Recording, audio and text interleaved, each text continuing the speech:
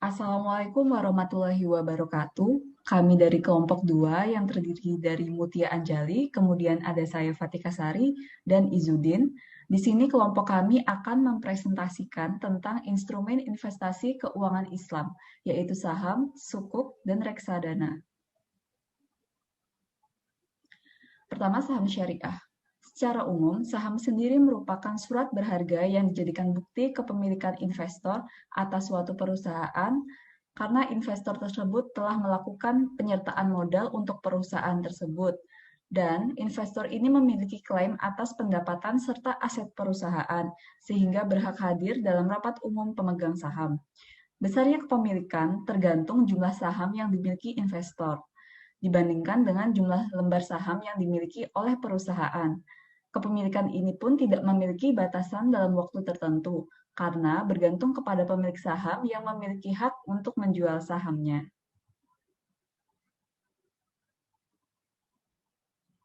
Nah, untuk cara investasi saham sendiri ada dua. Satu, kita bisa membeli saham melalui pasar primer. Nah, pasar primer ini terjadi ketika adanya initial public offering atau IPO, yaitu penawaran saham perdana. Dalam mekanisme pasar primer ini bisa terjadi oversubscribe atau undersubscribe. Nah, untuk mekanismenya sendiri, pertama, investor akan mengisi formulir pemesanan pembelian saham atau FPPS dan melakukan setor dana ke bank kustodian. Kemudian menyerahkan form pemesanan, identitas diri, serta bukti setor ke agen penjual. Setelah itu, agen penjual akan menyerahkan formulir pesanan saham ke penjamin emisi untuk kemudian dilanjutkan ke Biro Administrasi Efek atau BAE untuk mendapatkan penjatahan saham. Nah, setelah mendapatkan konfirmasi dari BAE, maka penjatahan saham tersebut akan diinformasikan langsung kepada investor. Selanjutnya, form pemesanan saham akan dikumpulkan secara kolektif pada Biro Administrasi Efek atau BAE. Lalu dua, kita bisa membeli saham melalui pasar sekunder. Nah, untuk saat ini, seiring perkembangan dunia digital, perusahaan sekuritas telah menyediakan online trading system atau OTS. Nah, kalau di perusahaan sekuritas syariah, namanya menjadi Syariah Online Trading System atau SOTS. Untuk mekanisme pembeliannya, transaksi ini dilakukan pada Bursa Efek Indonesia melalui perantara perusahaan sekuritas yang telah menjadi anggota bursa.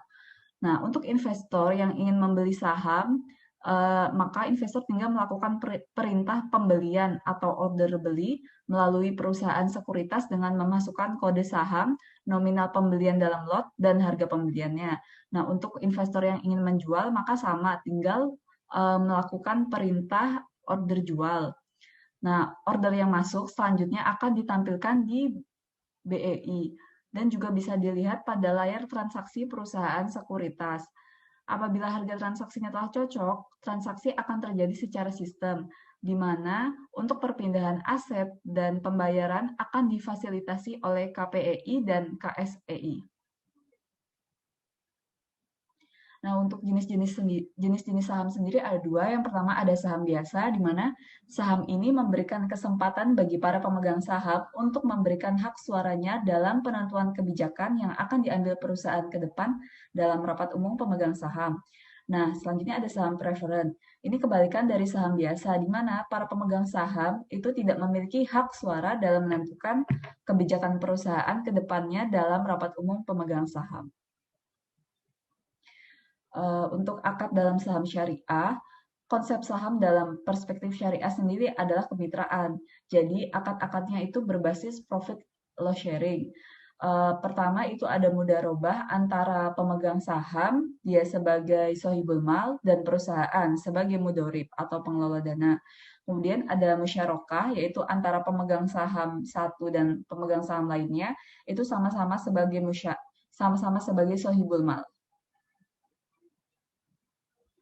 Nah, untuk contoh produk saham sendiri di Indonesia, ada saham perbankan atau finance, itu saham PT BRIS, itu saham dari merger 3 bank BUMN syariah. Kemudian ada saham pertambangan, itu PT Aneka Tambang yang bergerak di bidang pertambangan serta logam.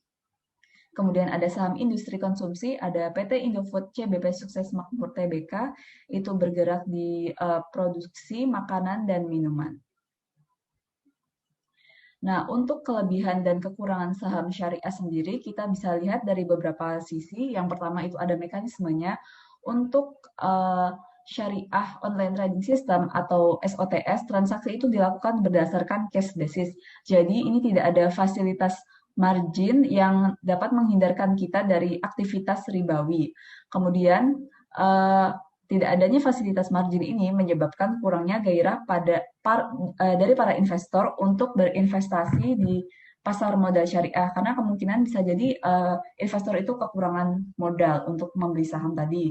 Kemudian untuk bidang usaha, dana yang diinvestasikan pastinya digunakan pada perusahaan yang bergerak di industri halal karena adanya metode screening saham syariah.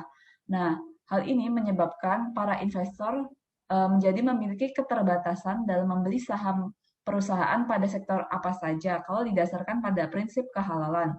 Nah, untuk pembukaan rekening sendiri, kalau kita memiliki rekening di perusahaan sekuritas syariah yang telah menyediakan SOTS, maka kita tidak perlu mencari informasi saham mana saja yang masuk dalam daftar saham syariah. Nah, kalau investor tidak memiliki rekening di perusahaan sekuritas syariah, maka investor harus mencari informasi mengenai saham-saham mana saja yang masuk dalam daftar saham syariah. Selain itu, dari segi kerumitan prosedur sendiri, sebenarnya persyaratannya tidak terlalu rumit, karena sekarang kan bisa melalui online. Keuntungannya tentunya fluktuatif. Untuk besaran investasi awal dengan minimal saldo 100.000, kita sudah bisa membuka rekening di Syariah Online Trading System.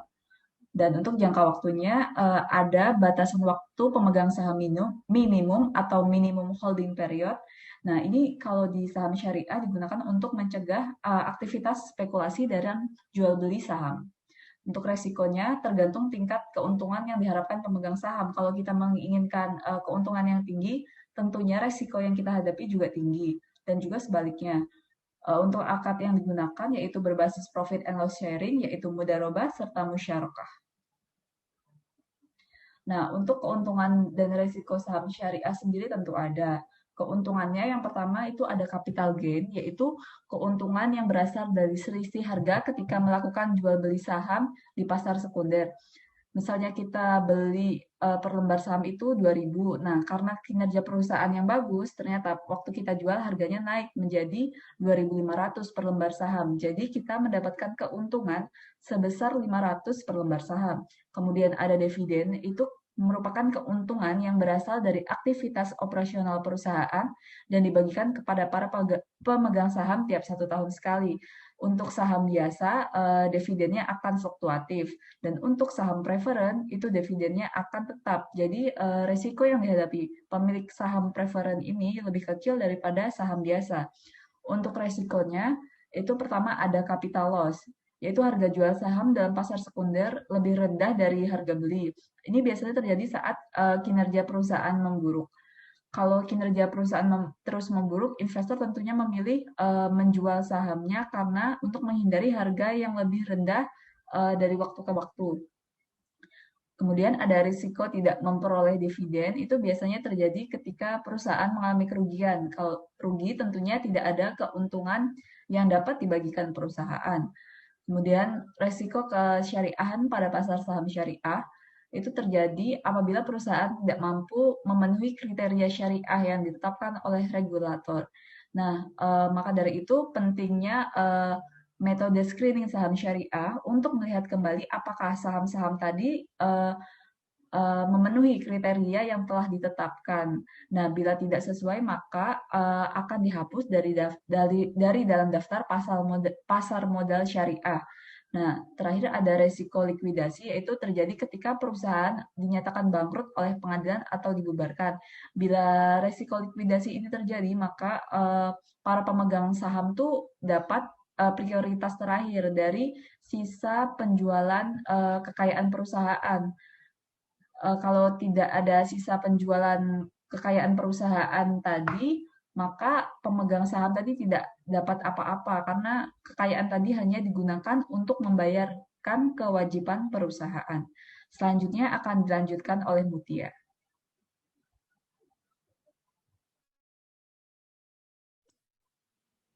Selanjutnya yaitu sukuk. Sukuk secara bahasa artinya tunggal, yang berarti sertifikat, instrumen legal, cek, atau akta. Secara definisi, sukuk diartikan sebagai dokumen yang memberikan informasi mengenai kewajiban dan hak antara pihak-pihak yang berkontrak.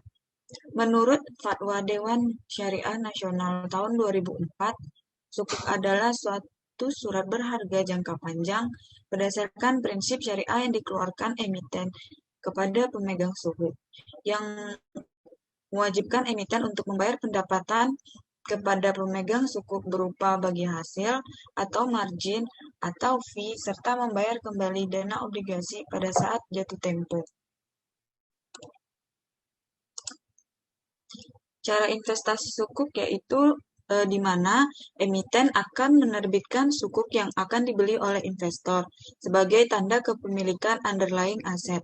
Sementara investor akan menyerahkan dana kepada emiten sesuai dengan harga sukuk. Kemudian emiten akan memberikan imbal hasil secara periodik kepada emiten atas underlying aset berupa manfaat yang diperoleh atas penyertaan pada proyek, sewa menyewa, atau jual beli atas aset.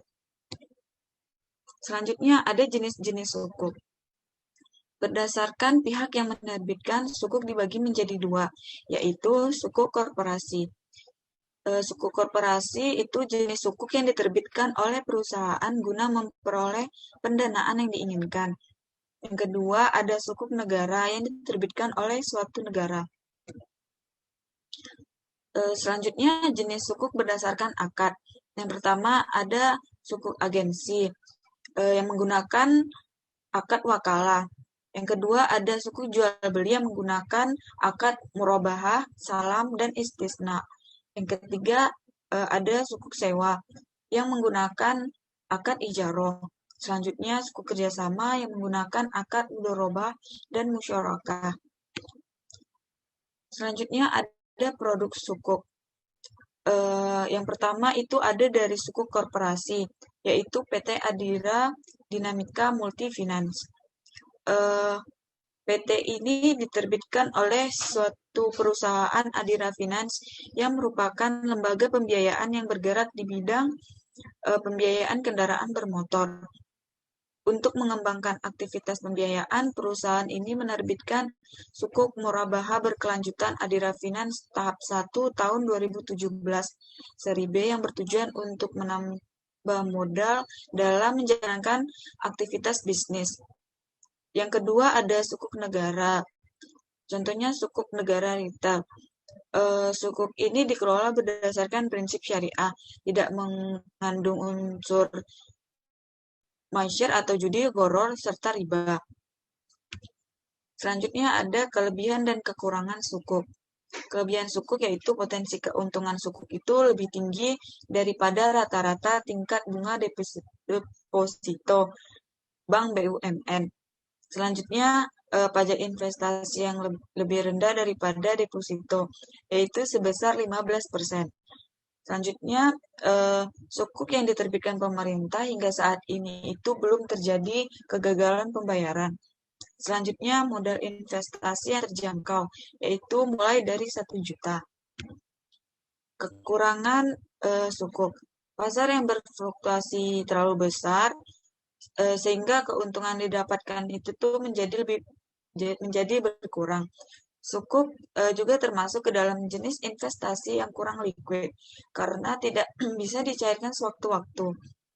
Selanjutnya, sukuk diterbitkan oleh swasta mempunyai peluang gagal bayar yang lebih tinggi.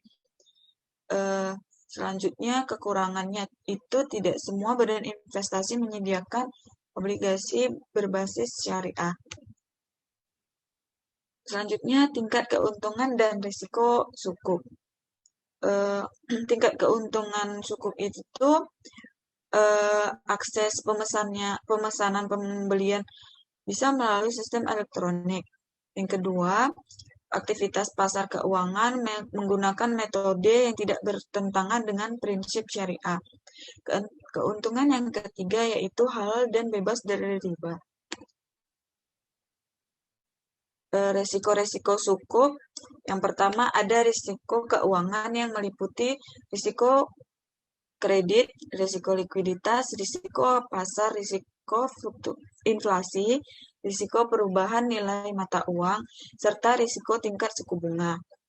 Risiko yang kedua yaitu risiko syariah yang merupakan jenis risiko yang terkait dengan tingkat kepatuhan produk sukuk terhadap syariah. Tingkat kepatuhan syariah yang direpresentasikan dengan pemenuhan standarisasi yang telah ditentukan oleh para ulama yang telah tergabung dalam lembaga fatwa tertentu yang memiliki peran dalam mengawasi dan memberi saran terhadap produk-produk keuangan syariah. Di Indonesia, wewenang tersebut berada di bawah Dewan Syariah Nasional Majelis Ulama Indonesia. Selanjutnya akan dijelaskan oleh Izzuddin.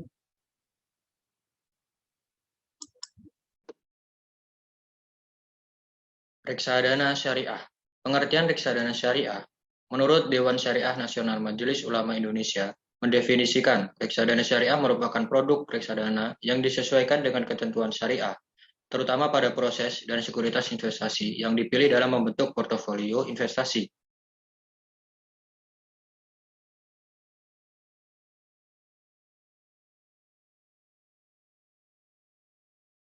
Cara investasi reksadana syariah.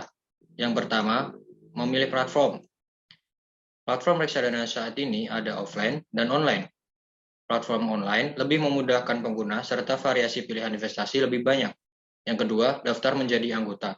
Seseorang jika ingin berinvestasi reksadana, maka harus mendaftar menjadi anggota. Daftar dapat dilakukan secara online, dan nantinya ada petugas yang mendatangi calon anggota untuk mendatangani formulir. Yang ketiga, deposit dana. Anggota harus deposit dana di rekening yang terdaftar di platform. Lalu dapat mengecek di aplikasi platform apakah dana sudah efektif masuk rekening. Yang keempat, memilih reksadana saham, yang tentunya dengan return yang tinggi dan tingkat resiko yang paling minimal. Serta melihat dana kelolaan karena menunjukkan seberapa besar uang yang sudah diinvestasikan di reksadana tersebut. Yang kelima, memonitor. Anggota harus mengetahui kinerja dari investasi yang dilakukan, berapa nilai investasi, dan berapa potensi keuntungan atau kerugian. Yang keenam, menjual. Anggota mendapatkan daftar portofolio reksadana yang dimiliki dan di dalamnya terdapat tombol sell. Ada dua cara menjual, yaitu berdasarkan jumlah unit reksadana atau nilai uang yang ingin dicairkan. Jenis reksadana syariah. Berdasarkan sifatnya, reksadana syariah terbagi menjadi dua, yaitu yang pertama, reksadana syariah tertutup. Merupakan jenis reksadana syariah di mana perusahaan penerbit reksadana tidak dapat membeli unit reksadana syariah yang telah dibeli oleh para investor reksadana syariah. Yang kedua, reksadana syariah terbuka. Merupakan jenis reksadana syariah di mana perusahaan penerbit reksadana syariah dapat membeli reksadana syariah yang telah dibeli oleh para investor. Jenis reksadana syariah berdasarkan portofolio yang dimiliki. Yang pertama, reksadana sukuk, yang merupakan reksadana syariah yang menggunakan sukuk untuk membentuk portofolio. Yang kedua, reksadana berimbang, yang terdiri dari sekuritas yang berasal dari kombinasi antara jenis sekuritas yang memiliki tingkat risiko dan keuntungan yang tinggi dengan jenis sekuritas yang memiliki tingkat risiko dan keuntungan yang rendah. Investor reksadana berimbang dapat memperoleh pendapatan yang lebih stabil dan tidak menanggung kerugian yang tinggi. Yang ketiga, reksadana indeks, yang merupakan jenis reksadana syariah yang berusaha mengikuti pergerakan indeks tertentu. Yang keempat, reksadana syariah pasar uang, yang menggunakan produk pasar uang syariah dalam pembentukan portofolio. Yang kelima, reksadana syariah pendapatan tetap, dapat menggunakan sukuk sebagai jenis sekuritas yang dihimpun sebagai portofolio. Yang keenam, reksadana properti, yang menggunakan aset dalam bentuk properti sebagai jenis sekuritas yang digunakan dalam pembentukan portofolio. Akad dalam investasi reksadana syariah. Yang pertama ada musyarakah. Pihak yang terlibat antar investor atas kontribusi dana investasi yang dikelola kepada manajer investasi.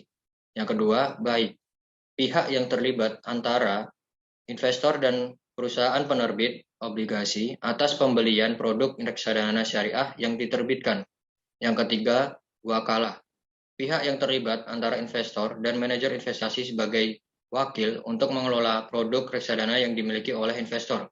Yang keempat, mudoroba. Pihak yang terlibat antara investor sebagai robul mal dan manajer investasi sebagai mudorib untuk mengelola produk reksadana yang dimiliki investor. Yang kelima, ujrah. Pihak yang terlibat antara investor yang memberikan fee kepada manajer investasi, trustee, dan bank kustodian atas jasa yang diberikan dalam pengelolaan produk investasi reksadana. Contoh produk reksadana syariah. Yang pertama, reksadana mandiri Investa Ekuitas Syariah. Yang kedua, reksadana mandiri Investa Syariah Berimbang.